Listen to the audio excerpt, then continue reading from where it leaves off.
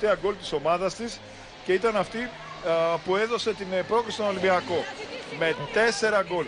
Εδώ υπάρχει μια έτσι διένεξη με την Αλεξία Καμένου και με μια παίκτρια, δεν ξέρω αν είναι η Αλεξάνδρα Σιμάκη.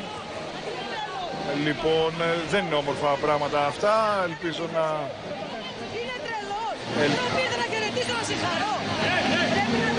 Λοιπόν, υπάρχει έτσι μια διένεξη με την παίκτρια με την οποία έχει βγει.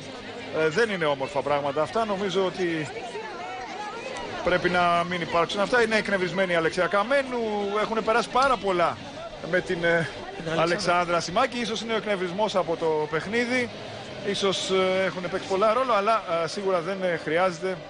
Εδώ βλέπουμε το σημείο, τη στιγμή που κάνει κάποιες έτσι επισημάνσεις η Αλεξία Καμένου, μάλλον στην Αλεξάνδρα, αλλά δεν χρειάζονται αυτά. Ακριβώς. Σημασία έχει ότι ο Ολυμπιακός θα βρεθεί στον μεγάλο τελικό. Οι βουλιαγμένοι πάλι ραντεβού μας για τις 2 και 4 περίπου, όπου θα παρακολουθήσουμε τον δεύτερο ημιτελικό ανάμεσα στην Πάντοβα και την Σαμπατέλη, να δούμε ποια ομάδα θα είναι αντίπαλος του Ολυμπιακού στον μεγάλο τελικό. Σε λίγο λοιπόν και πάλι μαζί επιστρέφουμε στο κανονικό πρόγραμμα, στη ροή της ERT Sports.